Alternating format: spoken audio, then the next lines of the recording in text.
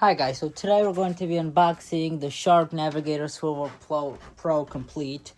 This machine was a Walmart clearance find for $98 off of $163, I believe.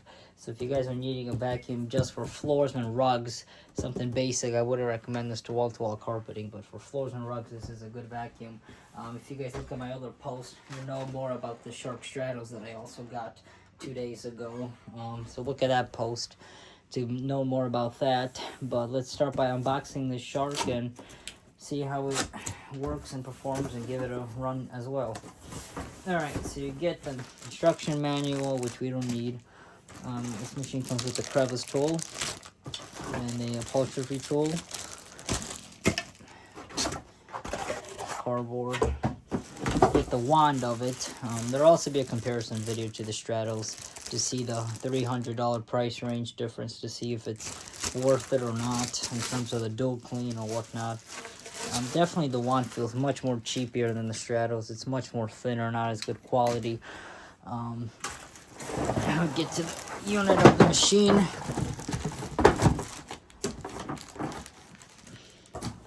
So, alright, so let's start by pulling off this plastic. And also, I do not make an unboxing video for the Stratos since it's pretty much the same steps for it. So now you have the actual vacuum. So you're going to take your wand and you're going to slide it in the unit just like that until you hear a click. When you get your hose,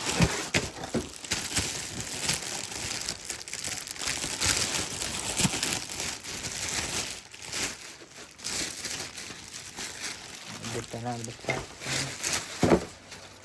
Alright, I see that they label everything or what is. This is your suction release, so if the vacuum's hard to push, open it up. If it doesn't really suck up well, close it up. And that goes right on top of the handle. It snaps in just like that. And then you have this remove sticker install clip.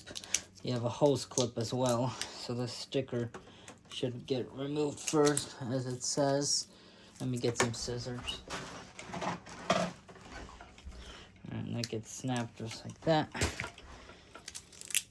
Alright, now that the sticker's off, you want to figure out how this clip works and what the clip where it attaches on, which right now I don't see where it goes on. But before you do that, let's put in the hose. Gotta push it in until it clicks somewhat or snaps in, just like that. Same thing from the other side. I think that's in as well. Alright, so for the hose clip, I don't know if you really need it. I don't know where it would go on, honestly. Oh, it goes on the bottom, okay. So now let's demonstrate how you get that on. Alright, now you get your hose clip, and then this slides in the back of the machine, right down here to keep the hose in place. I believe it goes the other way. And then it goes in, and then it gets slid in bottom-wise, just like that.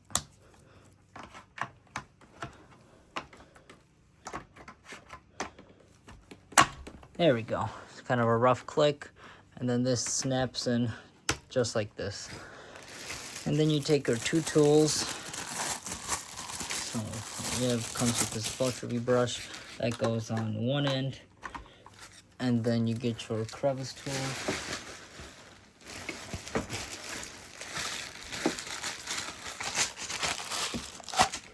And that goes on this peg. Just like that. Alright, so then you want to undo your cord, your twist tie, undo that.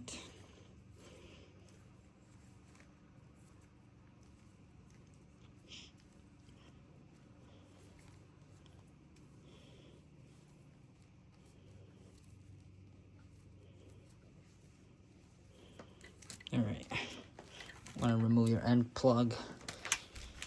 And then we want to wind up the cord. I believe this is a 25-foot model. I'm not quite sure he had 100%, but before you wind up the cord, let's remove this sticker. I don't know what this sticker even says or is for. Let's see, what does it say? It just says remove before use. I don't even see this being as a safety, but whatever. Oh, that's your suction relief valve that it covers. So if the vacuum clogs, it's gonna blow those. All right.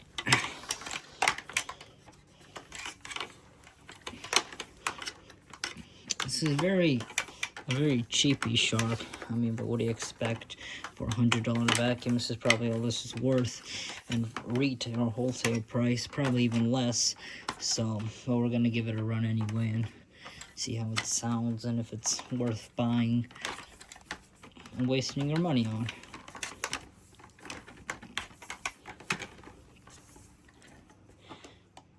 Alright, so here it is, and this is the non-lift away model.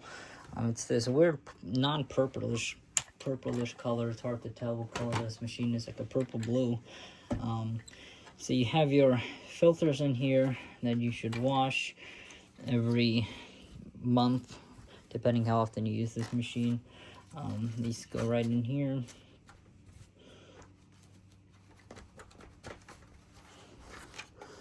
And then you have your bin with your plastic cyclone.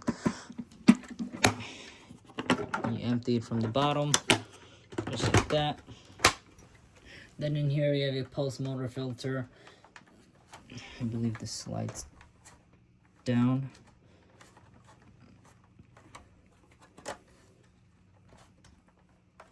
Okay, so on this model you have to remove the bin, and then you pull down on this tab. And then you have your pulse motor filter. It's a little bit smaller than some models, but change this about every 6 months, depending how often you use it again. These filters you could get pretty cheap on Amazon in a whole pack, like 4 or 5 of these, and a couple of the foam filters. So you could really get a lot and change them more often than you should and extend the life of your machine. But for a $100 vacuum, I don't think much people would even bother. But so this is the shark assembled. Now we're going to be giving it a run on the carpet and see how it does. All right, also before we start, let's look at the brush roll and see how bad it is or how good it is, since I don't think I did that in the clip. Bristles are medium stiff. They're definitely softer than most shark models, and I really do believe that this thing won't rip carpet fibers, unlike 60% of other sharks. This brush roll does seem medium stiff to maybe actually clean carpeting, unlike most sharks. So to change the brush roll, you cannot change the brush roll on this model. It's a fixed assembly. And also I believe I've mentioned that this is a non-lift away model. Obviously to do it being $100, you have to spend at least $150 plus, I believe, to get the lift away function on this style vacuum. But let's begin with the sound test, suction test, and we're going to run it on the carpet mode and see how this thing performs.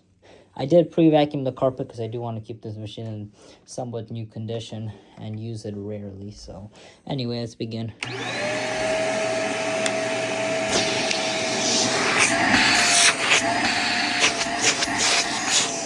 So the suction is pretty good on this machine, better than most vacuums out there. So let's open up the release a little bit.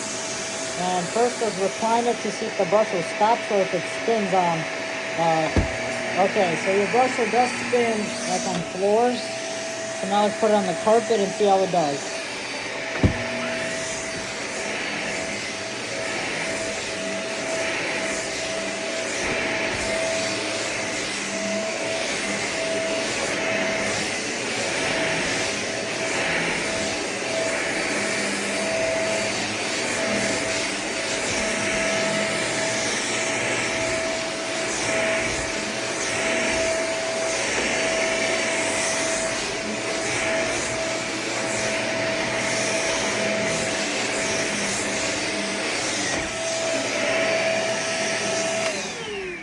So, going back to my theory, as I said before, on why this vacuum should only be used on low-power rugs and floors, is because there's really no agitation with this machine. I mean, yeah, the carpet's still pretty fluffy, even after a second vacuuming with this, and It got some very fine dust, but I did go over it thoroughly with the sanitor, so that's why there's really nothing in the bin. But long story short, I'll probably have a review coming up with this machine in the next, I don't know, month to 2 months. I really don't know. I've been really busy lately. I haven't had time to make much content, but there will be a review up on this machine eventually. So stay tuned for that. And bye for now.